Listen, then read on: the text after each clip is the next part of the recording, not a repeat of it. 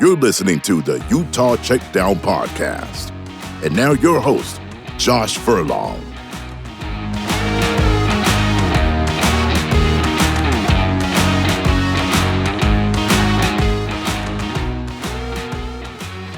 Welcome back to another edition of the Utah Checkdown podcast. I am Josh Furlong. Happy to be back with you on another Monday. It's Big 12 Media Eve. Do you care? I don't know. It just means we're going to talk football here soon in the coming days. We get an opportunity to kind of talk to, well, not kind of. We get an opportunity to talk to a bunch of people in the Big 12. Hear from Commissioner Brett Yormark, you know, all that kind of stuff. So it's the day before. If you're listening to this, I will be traveling today to Dallas, where we will be doing Big 12 Media Days for the next 2 days. And we'll get into that here shortly. But just a little preview of what's on today's episode. So we're going to recap a few things that happened last week, like Ring of Honor inductees and latest football commits. And then we'll do a preview of Big 12 Media Days, kind of the storylines, different things that way, as well as we'll do a little preseason poll, my preseason poll. So we'll get into that. But first, let me tell you about our partners. At Canyon View Credit Union, it's on the house. Close a mortgage and get a free appraisal up to $600. To learn more details or apply, visit canyonviewcu.com. All right, so last week, early in the week, the University of Utah announced its latest Utah Football Ring of Honor inductees. So if you remember, last year was the first year that Utah opened up the Ring of Honor, and they just went with one. They went with Alex Smith, a deserving individual who obviously means a lot to the university in a lot of ways, and so they decided to use just one individual to kind of open it up, and that was Alex Smith. And then moving forward, they wanted to do two individuals every single year. So this year, we get former head coach Ron McBride and then former wide receiver who is in the 1960s, Roy Jefferson. Two individuals that have had a lot of impact on the University of Utah, none more than Ron McBride, right? Obviously, Utah has taken it to the next level, whether it be Urban Meyer or obviously with Kyle Whittingham, but Ron McBride basically turned Utah into what it is today. You can credit a lot of what Utah is based on what he was able to do. Before that, if I'm remembering correctly, and I didn't take my notes like I was supposed to, the University of Utah had only been to 2 bowl games in its entire history.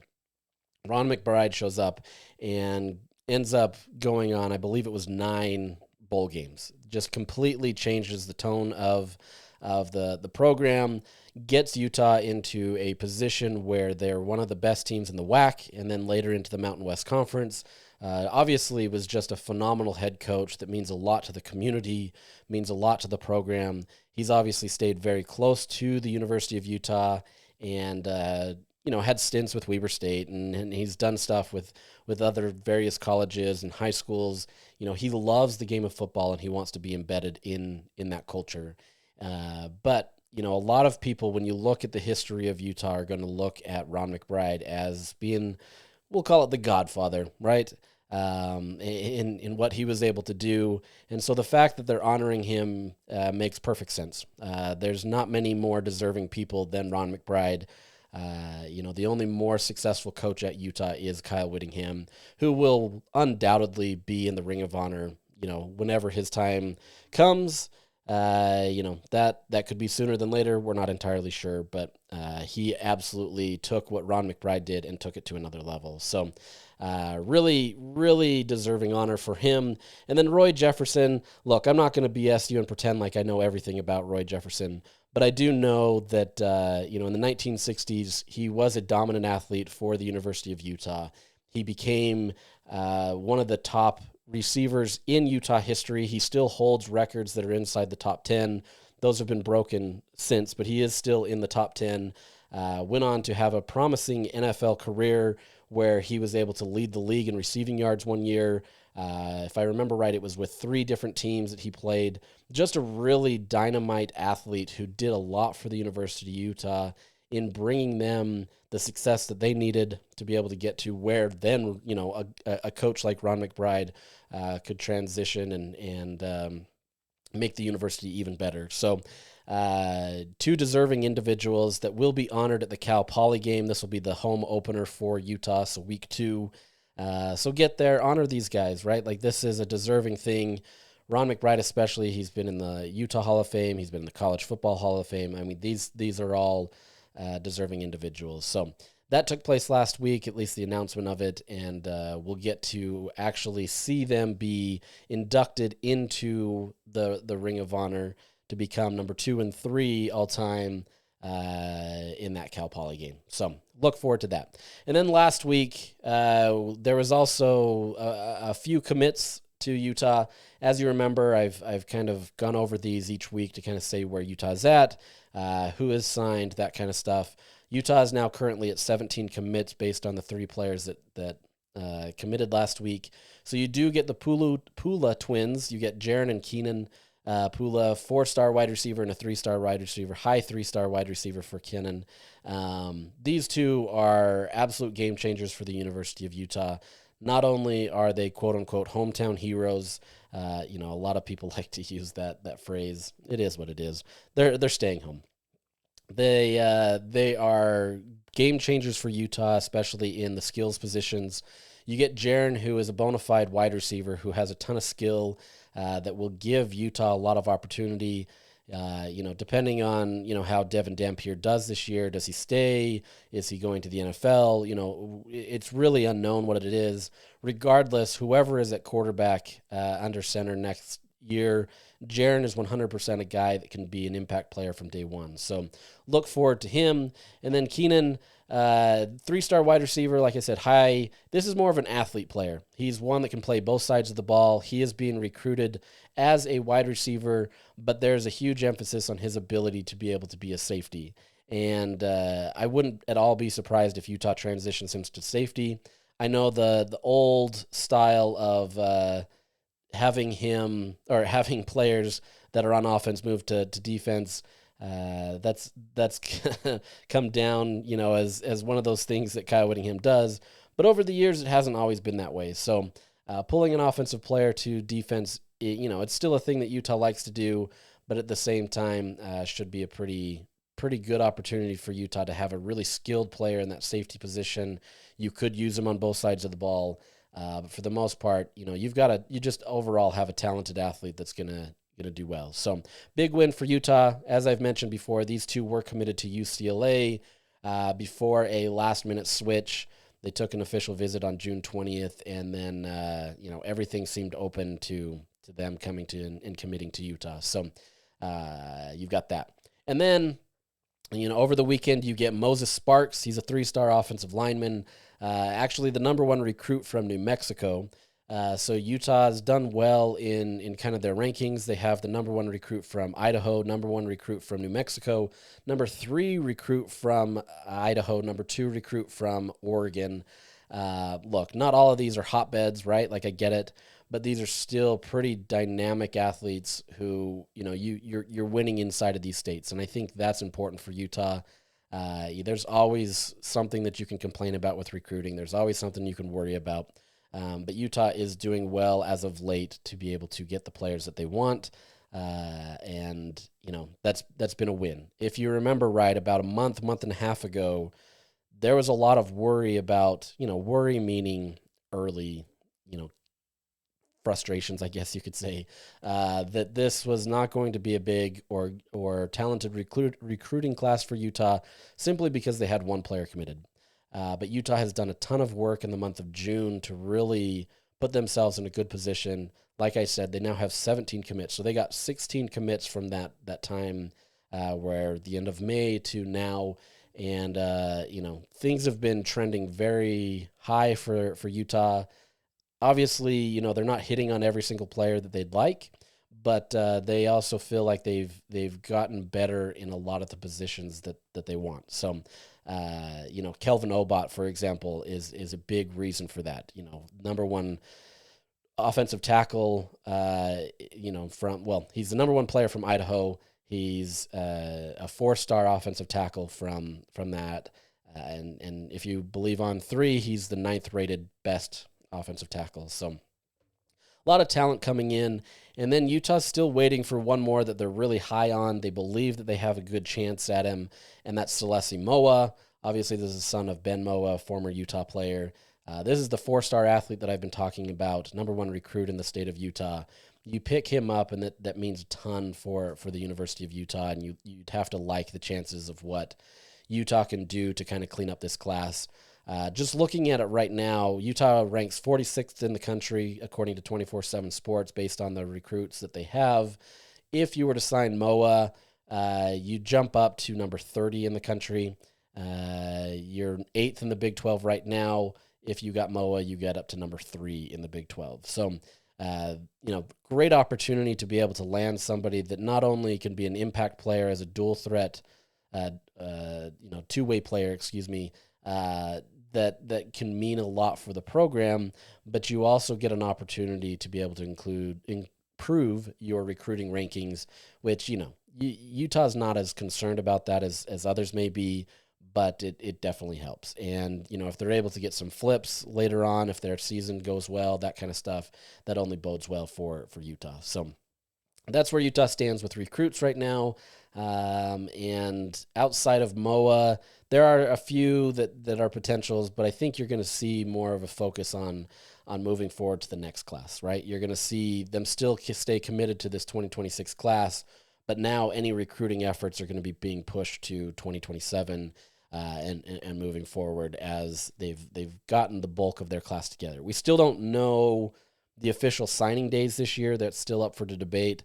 There's been a push to move this until January to be able to have one signing period, one transfer period. Most likely it'll still stay the same as December as an early period, and then stick with that February 1 as the actual signing day, which most people don't utilize as much, but we'll see what happens. So you've got that good spot for Utah. They've cleaned up really well. Obviously, you can improve, you can do better, but based on the past 2 seasons that Utah's had, you have to be pretty happy with that recruiting class, knowing that you bottomed out in a lot of ways last year, and you were still able to do well. Like I said, if you can get Moa, you're a top 30 in the country, which is on par with where they've been roughly for the last few years. There was one year where they weren't as high simply because they only took like 10 or 12 recruits based on 247 Sports. That kind of changes things. But, good spot for Utah. So with that said, let's jump into Big 12 Media Day preview. Now, Media Day, it's essentially talking, right? There's a lot of talking. There's still not football being played. Every program going into this feels like they've improved. Every program feels like they're doubted. Nobody believes in them. All those cliche statements that you're going to hear, right? But it's still an important time of the year in the sense that you get to understand where these programs are at currently, right? That doesn't mean that this is going to foretell, how the season is going to go for any of these programs. But at the very least, you kind of get the basic storylines. You understand what's going on with each program. You can kind of see where your team fits in with others. For example, Texas Tech feels really good about themselves simply because they've been spending the most money. They've gotten a ton of transfers. They're doing well in the recruiting trail. There was a big hang up there. I was trying to talk about Felix Ojo there.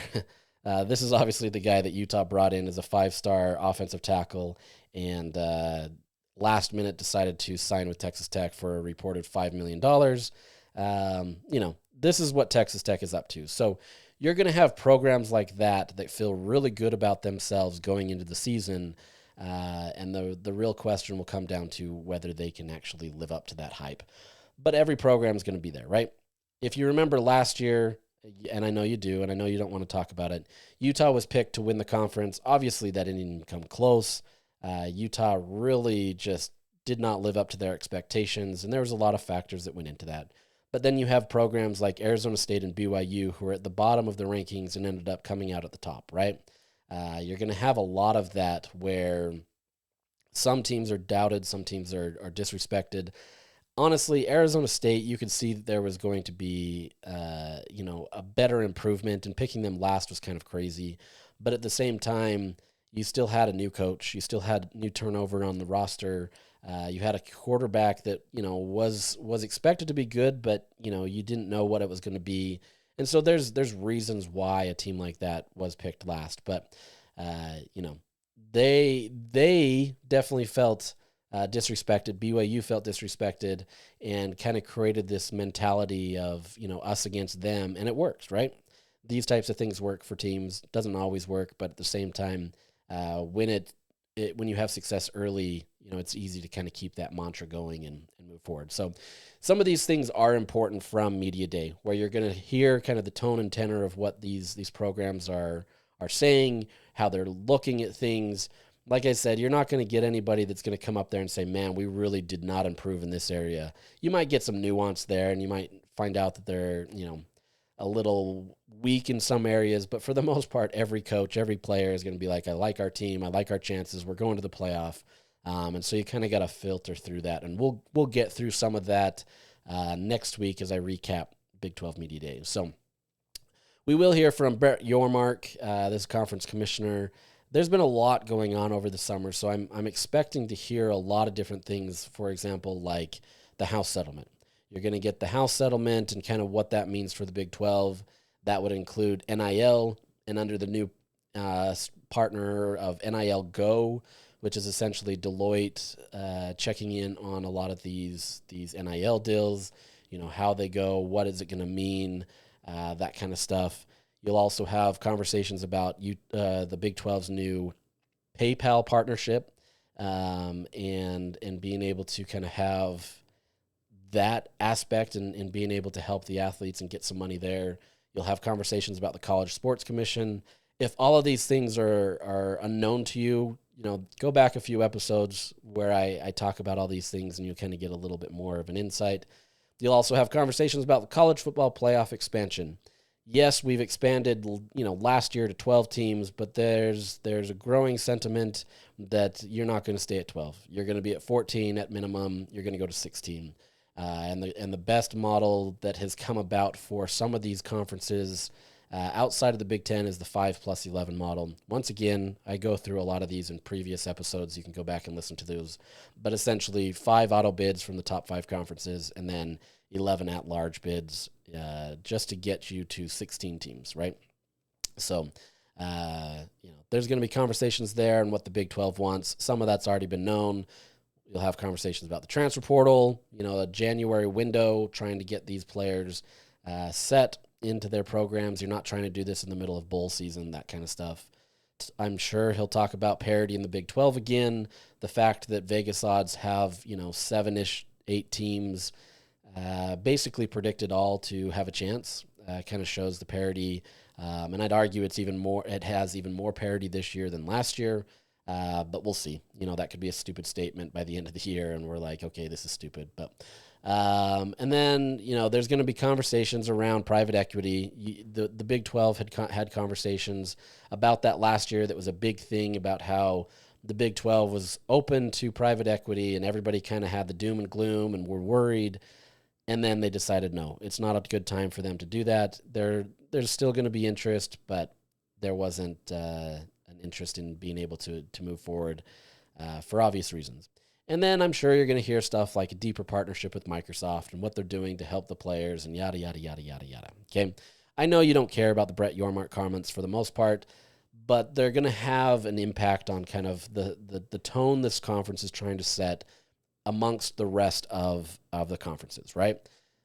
The Big Ten and the SEC are seen as the top dogs of college football for good reason, right? They have some of the best teams in both conferences. That's where everybody would love to be able to end up. That's where everybody kind of expects it to break with 2 conferences and then everybody else after that. So they're going to get a majority of the attention. The Big 12 and the ACC, respectively, they're going to have a lot of comments in relation to that, right? You're going to have, shots fired at these conferences, maybe. And trying to position themselves in a way where the Big 12 feels like they still have a voice. And these type of addresses in the middle of summer, right before football is played, go a long way in how you're going to see that. That doesn't always work that way. You may remember the Pac-12 had these shots fired moments, and that blew up in their face. And the Pac-12 is a completely different conference now, right? It's a beefed up Mountain West Conference. I'm sorry to anybody that disagrees with me, but that's essentially what it is, right? You do have Washington State and Oregon State as the holdovers from the old Pac-12, but that's just what it is. So you're going to hear a lot of these different things being said to kind of position that. And I'd pay attention to kind of the direction there. Some of these comments, as anything with the football and stuff like that, are meaningless. But at the same time, it's more of a direction on how this conference wants to go. And Brett Yormark has been very vocal in how he wants this conference to go. And he's been active in the conversations. He doesn't sit there and let somebody come to him. He's been much more direct and trying to make sure that the Big 12 is in a good position. And for any team in the Big 12, whether that's BYU or Utah or any of the other teams there, that bodes well, right? That bodes well to have an active conference commissioner who understands the lay of the land and wants to be a part of it. Will it always work? No. But as you saw, a passive commissioner or one that's just going to use his voice without really backing it up, you see that in the Pac-12, and it didn't work out so well. Times two. You had two commissioners that did that. So really interested to see, this isn't me, as my kids would say, glazing Brett Yormark, but this is just where it is, right? In this day and age, you have to have a conference commissioner who is working hard to be able to make sure that the commission or the conference is in a good position. All right, looking beyond that, nobody cares about that. For Utah, they have obviously Kyle Whittingham showing up, and then they decided to bring 4 players. Some schools win as little as 3. Some schools win as large as 6. That's it's up to each school.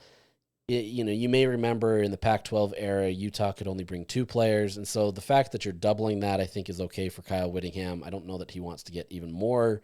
But you do get, the stars of the team, so to speak. You get Devin Dampier. There's going to be a lot of conversations about him. We'll talk about some of those in a bit. Spencer Fano, similarly. Obviously this is the focal point on the offensive line, the guy that has the most NFL draft stock as of right now, considered a top 10 pick next year.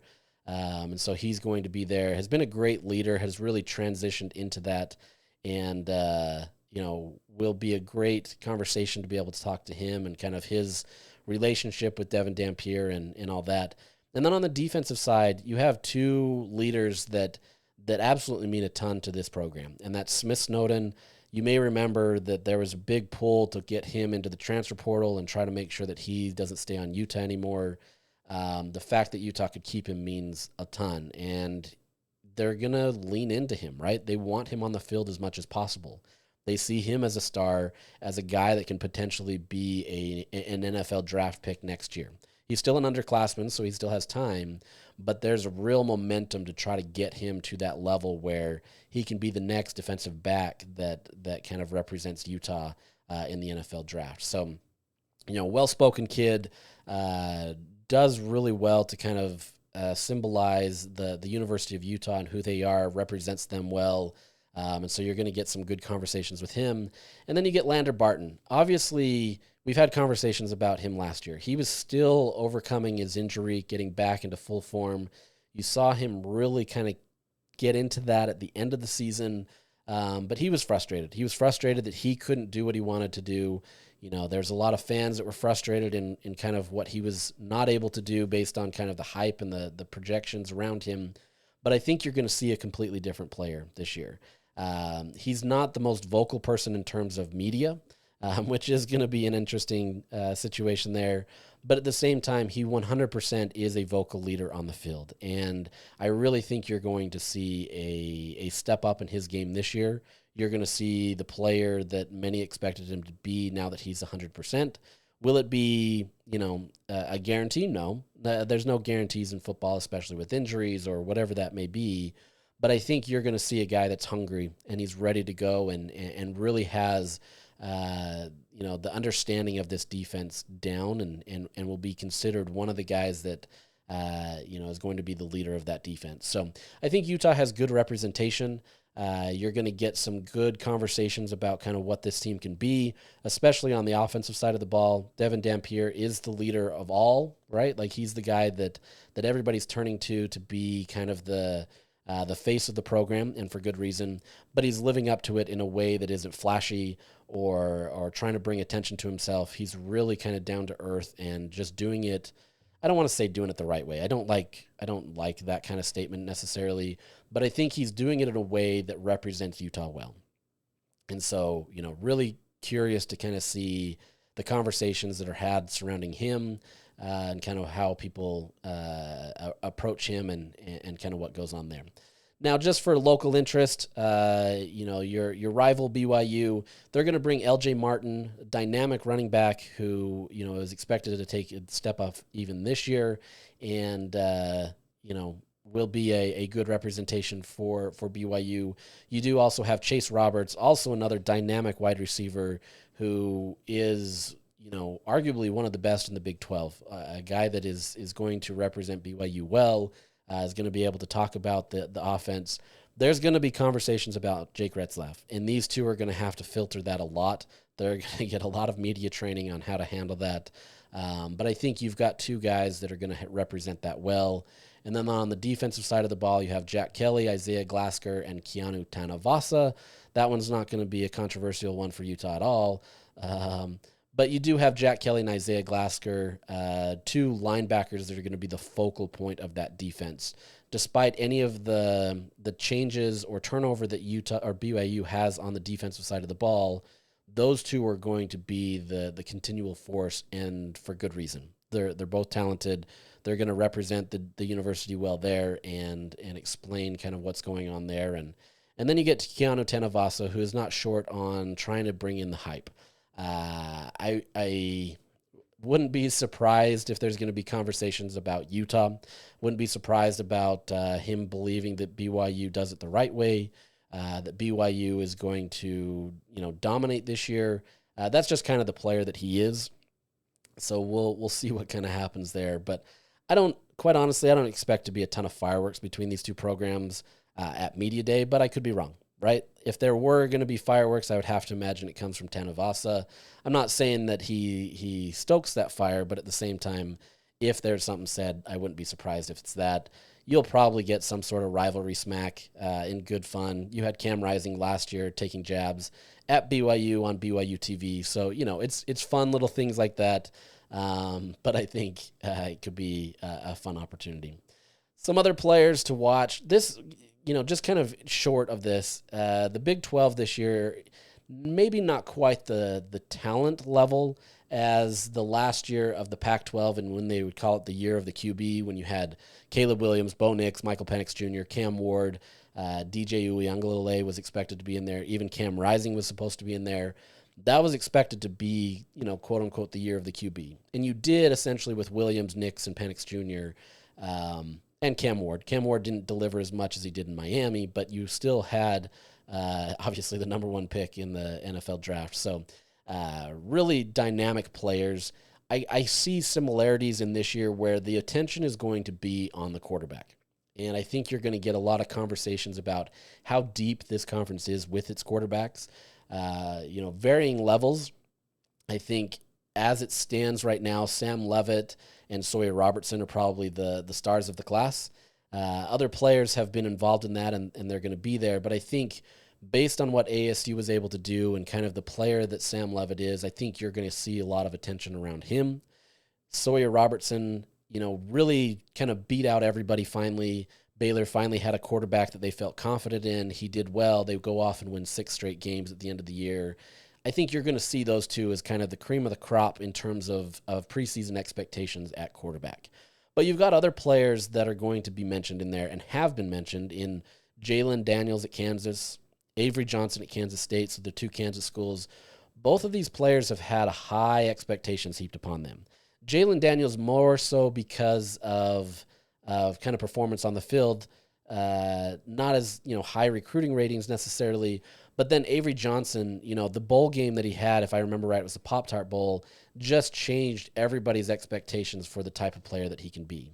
And I don't know that he fully lived up to that last year, but at the same time, you've got two players that have a lot of potential, are going to have a lot of expectations placed on them again as, veteran-ish players, Jalen more than Avery, but you're going to have guys that are expected to take the next step. in kind of their progression. And you're going to hear from them and kind of what they're focusing in on.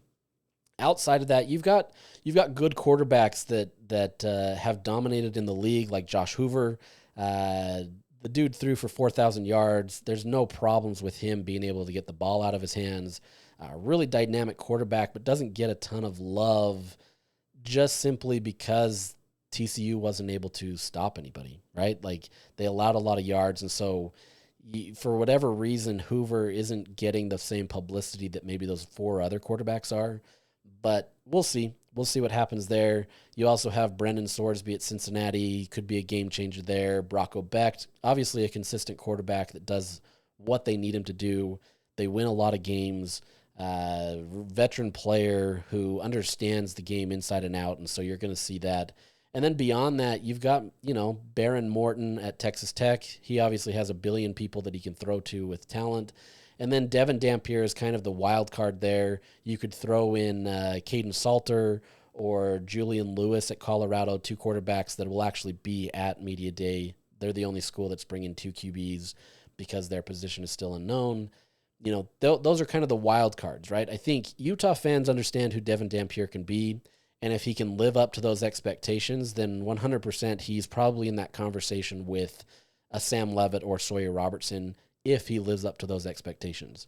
But I think, you're going to have a fun showing of quarterbacks this year. It's not just 1 or 2. You're going to have a bunch of that. So those are kind of some of the names. There's other players there that, like Jordan Tyson at ASU, that he's going to be there and have a bunch of those. But I think, like I said, this year it's going to be surrounded about the QBs. There's going to be a lot of conversations about that, and so, expect that. Just as kind of a primer for that, I know this is boring. I'm sorry. This is how it is. But I just want to kind of give you the insight of what this is going to be. Day 1, they break these 2 days up into, they split the league.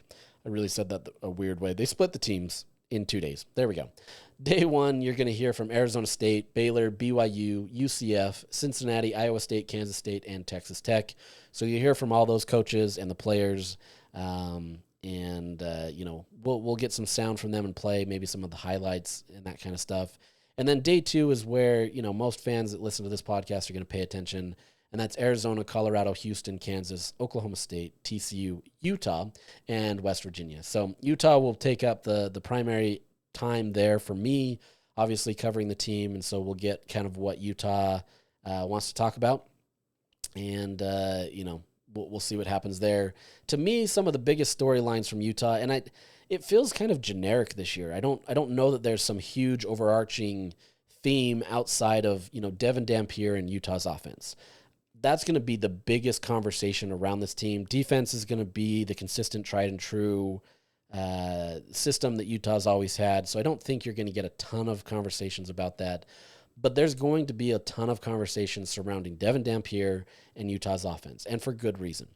We've talked about it numerous times on here, so it's not unusual for Utah fans to hear that Utah's offense was trash last year. It didn't do well. There wasn't anything that went well. That's not all on one player. That's not all on, coaches necessarily. It's just nothing worked. And it was just a combination of everything, and that's why Utah went away from it all, right? You do have some consistency with Jim Harding at the offensive line, Freddie Whittingham at tight end, but for the most part, you changed the entire offensive system. You go from wide receivers where you retooled the entire room. The running back room is completely retooled. You have quarterback room obviously retooled outside of, Isaac Wilson, but you essentially rebuilt everything. And so you're going to have a lot of conversations. Any conversations about this Utah team is going to be about that offense. And if Utah succeeds this year, then there's maybe a page to take out of that for future stuff, right? You can say, okay, look, it was a one-year thing. It was all based on Cam Rising and kind of the frustrations and struggles the team had for essentially 2 years of not having Cam. And now it was just kind of, you can move on. I think, if anything, that's the biggest thing is there's not this cloud hanging over Utah going into this media day in terms of will Cam play or not. As you'll remember, for 2 straight years, it was, whether is Cam going to be ready by the season? That's where he'll be ready by UCLA type conversations came about.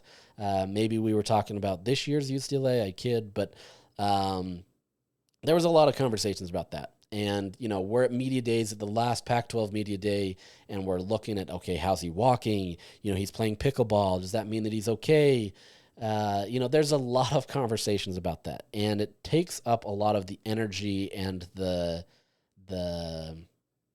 kind of the conversations around the team where it was focused on one player. And then the next year, you do have Cam, and everybody's excited, and everybody's coming in, and you've got your star back, and everybody feels confident. And then suddenly, that changes. And once again, you have Cam Rising that takes the spotlight for good reason. And I'm not saying that was a bad thing, but I think you now have a situation where Cam Rising's not back. He's retired from the game. Unfortunately, it didn't end the way that he wanted to, or that Utah wanted him to end. But now you don't have that cloud hanging over it. You've got a team that can focus on themselves, right? And Devin Dampier is going to soak up a lot of that conversation and kind of what it's going to be. But I think that's good for Utah. It shows that they've made progress. There's going to be conversations that are going to be different. That's not to say that things couldn't end the same this year. Somebody out there is probably knocking on wood right now with that. But this is a good opportunity for Utah to have the conversation change. And I think it helps them not have so much of a distraction on one player. Yeah, Devin is going to take up a majority of that, or Spencer may take up some of that, but you're going to have a focus on the team, right? And I think that's what matters for this Utah team. They have come together as one unit, and they're working together. It's not, this person is raised up above somebody else. It's just this whole team is working together. You saw a lot of that in spring, where they're hungry, they're getting after it, and they want to improve in every facet of the game. I don't know that you saw some of that the past 2 years. There was some of it, right? But there's more of a hunger based on not being able to be successful last year, having a lot of change, having kind of the vibe around the team change, whether that be with the coaching staff, with Jason Beck or Mark Artuaya or any of them. There's just been a complete change. And I think, if kids want to say about vibes nowadays, but I think there's reality to that. And you can say vibes or momentum, whatever you want to classify that as. I think that is the important thing. And if this team comes in with confidence, but not really thinking that they've earned it already, and I think there was some of that last year for this Utah team, where they felt like, we've played in the Pac-12, transitioning to the Big 12 isn't going to be anything. Yeah, a lot of that was more on the fans in terms of a lot of conversations about how Utah's going to roll through the Big 12, but I still think some of that was persistent on the team.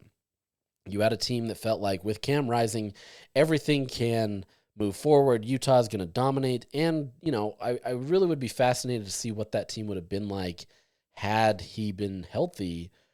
But I think you kind of lose your edge. And that's why it's tough for some of these teams, when you get to be on top, to maintain that, because you stop doing the things that got you to where you got, right?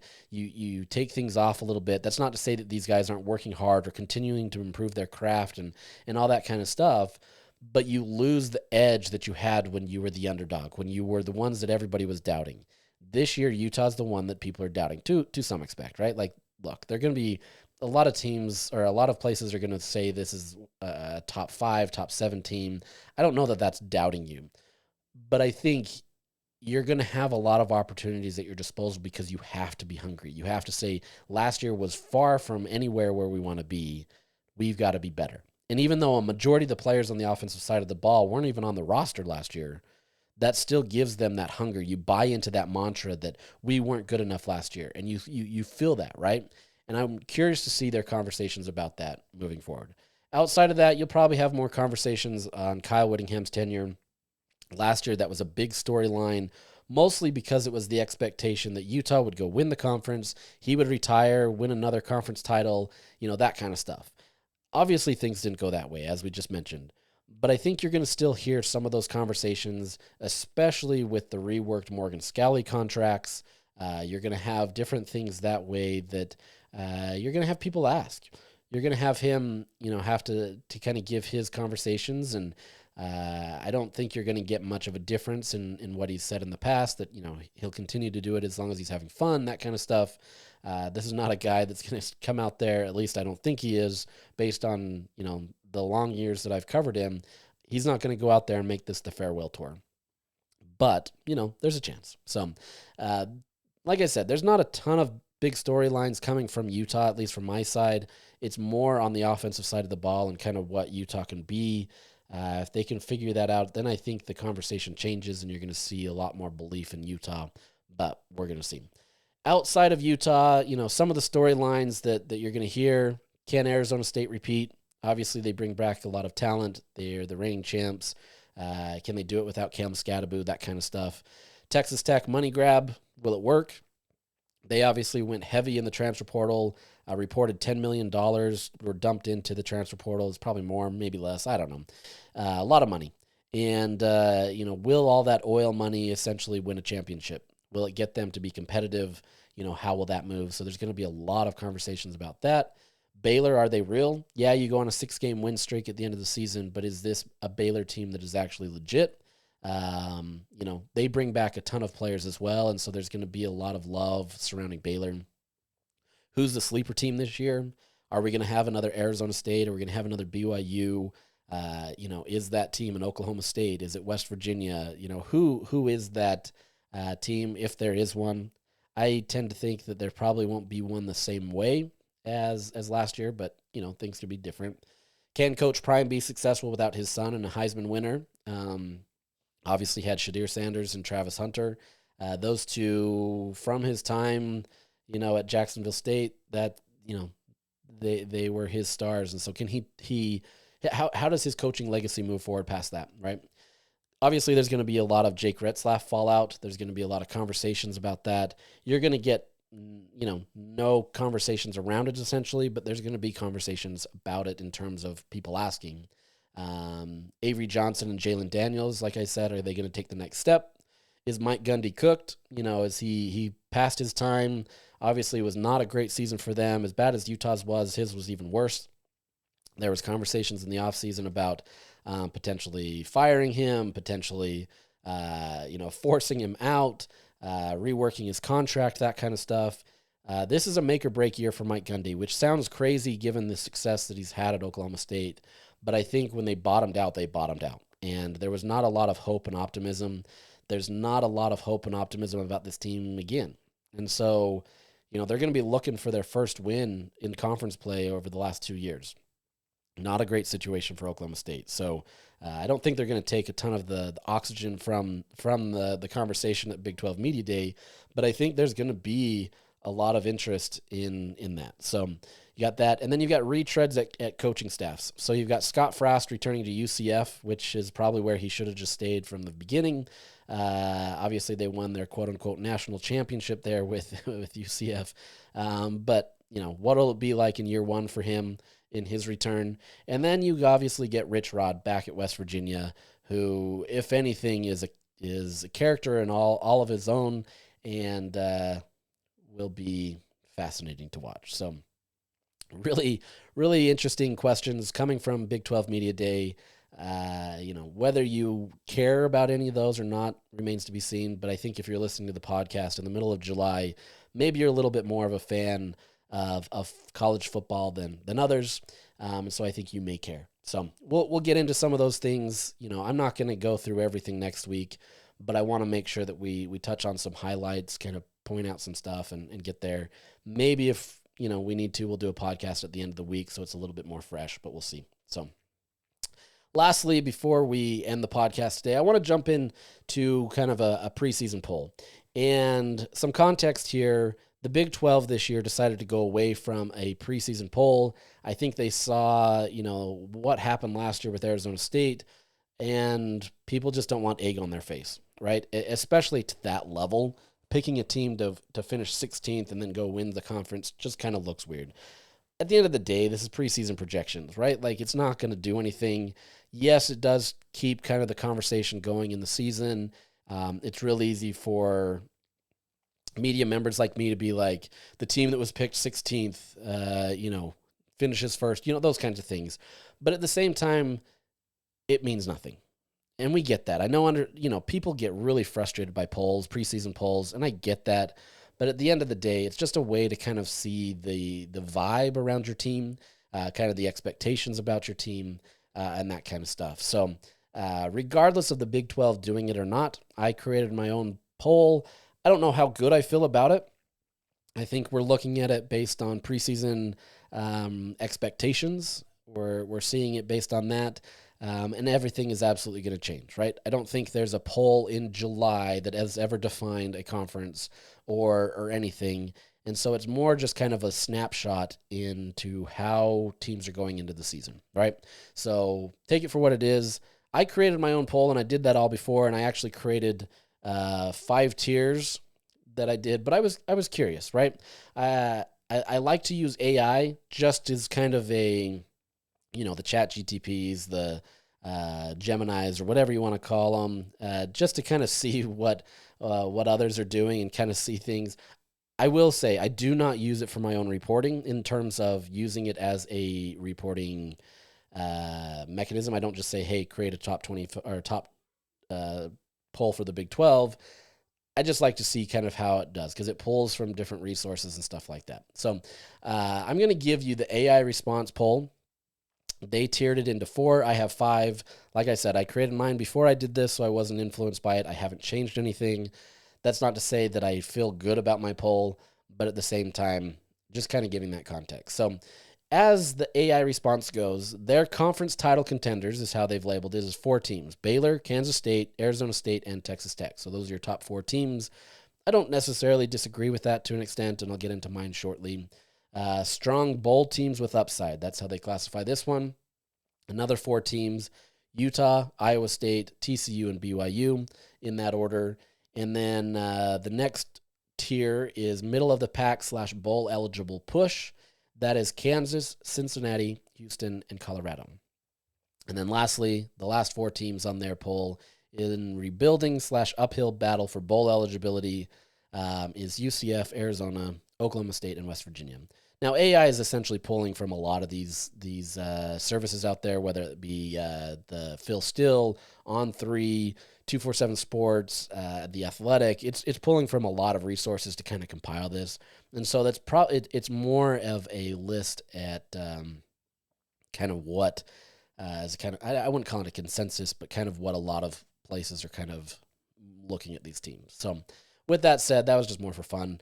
Looking at my poll, as I said, I don't fully feel comfortable with the exact spot of all these teams.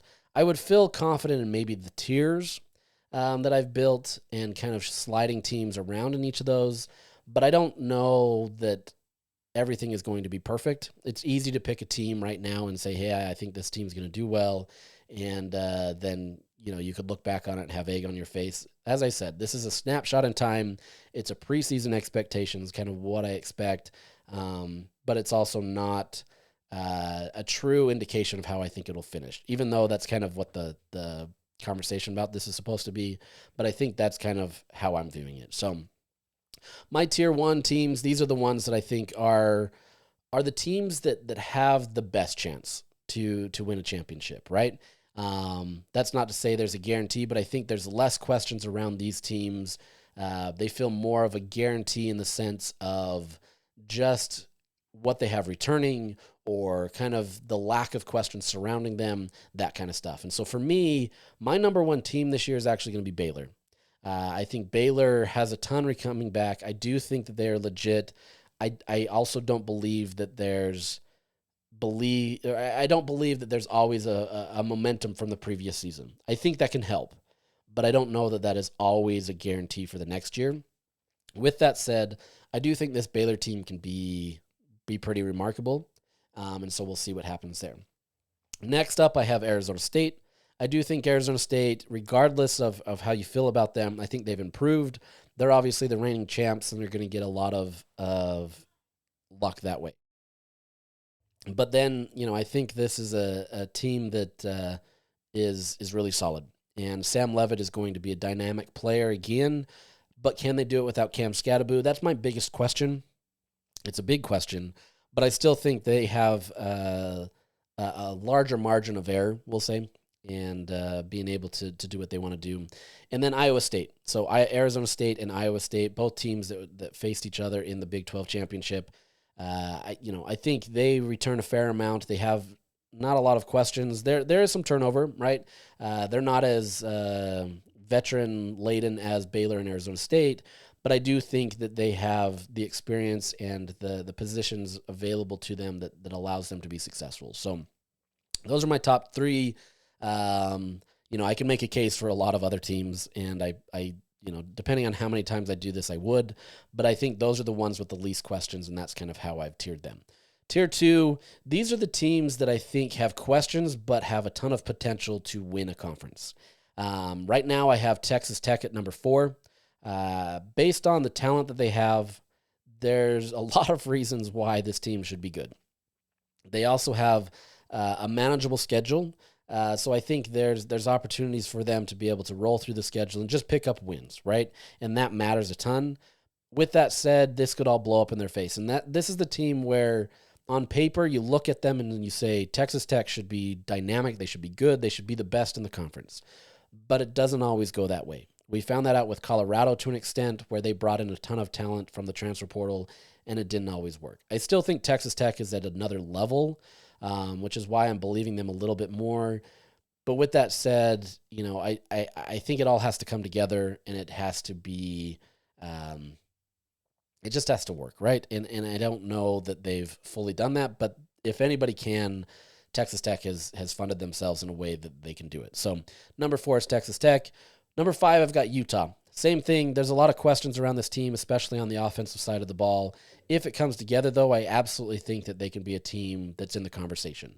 Now, with that said, it's easy. I know a lot of fans want to say, okay, that they're going to go win the conference. And I'm not saying that they can't.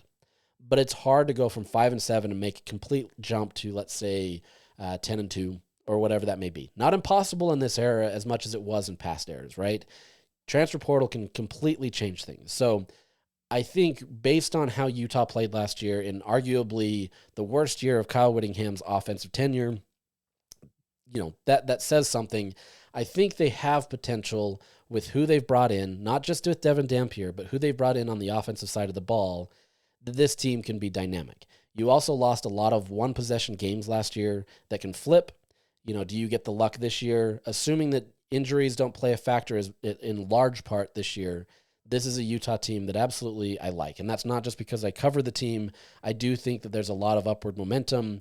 Phil still has them as his number, tied with number 1 with Baylor and Iowa State. So there's a lot of belief from a lot of people that this Utah team could be good. The thing that's holding them back is the questions just around how it's all going to come together.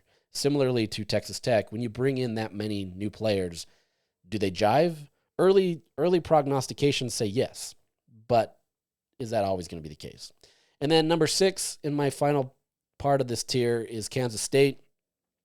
Kansas State intrigues me. They're 100% could be in that tier 1 where, there's not as many questions, but I don't know that Avery Johnson has much more that he can give. And so to me, there's potential there, and I think he could take a next step, but I think Kansas State may top out with kind of what they've got. With that said, they lost a few games late in the end of the season.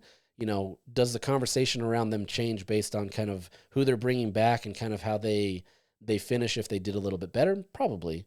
But I think Kansas State is still ones with some questions. There's not a lot of answers there. They lose some dynamic players, but they also have some returning. That's why I keep them in this spot. And, you could make a case for them being 3. You could make a case for them being 2. Whatever you want to put them in, I could make that argument. But for now, I'm putting them at number 6 because I think that's kind of where it's at. My tier 3, I have 5 teams in this tier, and quite honestly, I don't know where to put a lot of them because there's so many questions about them, and I still think that they can be good, but, sorting them into this is kind of tough. And so the way that I've sorted it, I'm going to go pretty high on Cincinnati. I think they've brought in a lot of talent, so they're number 7. I think they've brought in a lot of talent. Brendan Sorsby, not the best quarterback in terms of talent in the Big 12 compared to his peers, but I think a solid player. There's going to be questions about this team though. They've got to come together. Their defense has to improve. Obviously, they've been known as a defensive school in years past, but that was in a different conference. at the G5 level. Have they made in year 3 of their transition to a power conference? Are they there yet? I think they've made some changes based on transfer portals that can help them, but there's still a lot of questions there. So I'm high on them. I'm going to put them there, even though there's probably some other teams that could be higher than them, but that's where it's going to be. Number 8 is TCU. Josh Hoover, a phenomenal quarterback that can do a ton with his arm, but it's the pieces around him. Can they do what they need to be able to make sure that they can stay relevant, right? You go from a few years removed of being in the national championship game to just kind of existing. And they're good in the Big 12, but they haven't been back to that level where you can count on them. And so maybe Josh Hoover is that guy where he can get them there. I still think they need an improved defense to make sure that they're there. But this is a team that is really just by definition a mid team until they prove otherwise. So really curious there. Number 9, BYU.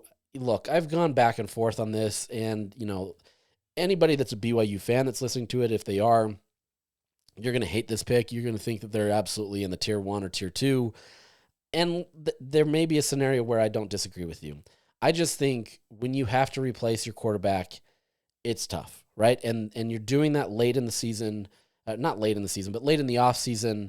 I understand there's been a lot of hype around Bear Bachmeier. I understand that he's got a lot of talent. He's a guy that there should be a lot of hope and optimism.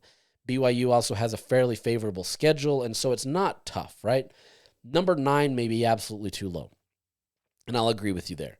To me, I'm putting them there in the middle simply because we don't know the questions there. There are also some turnovers on the defensive side of the ball. With that said, I do trust Jay Hill that he's going to have that defense great. And so if there is a situation there that you can buy stock in, it's going to be that defense. Now, the offense, though, how do you improve? Do you have a quarterback that can do more? I would contend that if Bear is the guy that you need him to be, I think he actually can unlock a level that Jake Retzlaff couldn't. But it's hard to be able to do that in your first year, especially as a freshman. So I'm using BYU at number 9 with some hesitation because I think that they can actually be better than that, but I just don't know, and so I'm putting them in the middle. Number 10, Kansas. Kansas is one of those that, they had a rough go at the beginning of the year, as we've talked about in previous episodes. Lose 5 of your first 6 games and then, reel off a bunch of other wins. But there's, as much as you bring back Jalen Daniels and everything, they're replacing a ton of players. And I just don't know anything right now to be able to say with matter of fact that they're going to be better. I don't know that there's some upward momentum there. Jalen Daniels has obviously been a great player for them, but to what level? Similarly to Avery Johnson, has he capped out at his level? And so it's more about the pieces around them and being able to do what they need to and being able to move forward there. Colorado, look, you have a 2 QB system right now where you're trying to figure it out. Is it Caden Salters? Is it Julian Lewis? Both incredibly talented athletes, but who is the guy, right? Caden Salter did really well at Liberty, but does he have the depth and the passing prowess that is going to get Colorado to that next level? Is their offensive line improved? Can their defense step up? Although their defense has been better, there's a lot of questions around that. And I don't know that there was a huge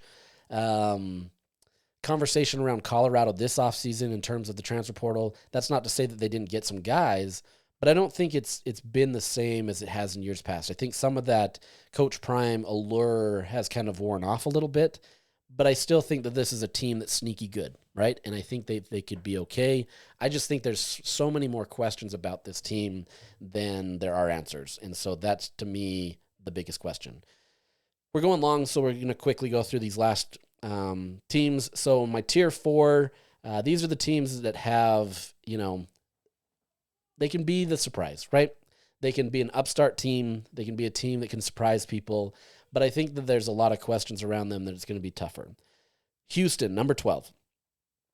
I just don't know, right? Like they showed progress last year. There was optimism around them, but there's just a lot to be able to improve to that next level of where they need to be able to compete. They could be a team that is on the rise and does well. I just don't foresee it. And so for that matter, I have them at 12. Arizona at 13.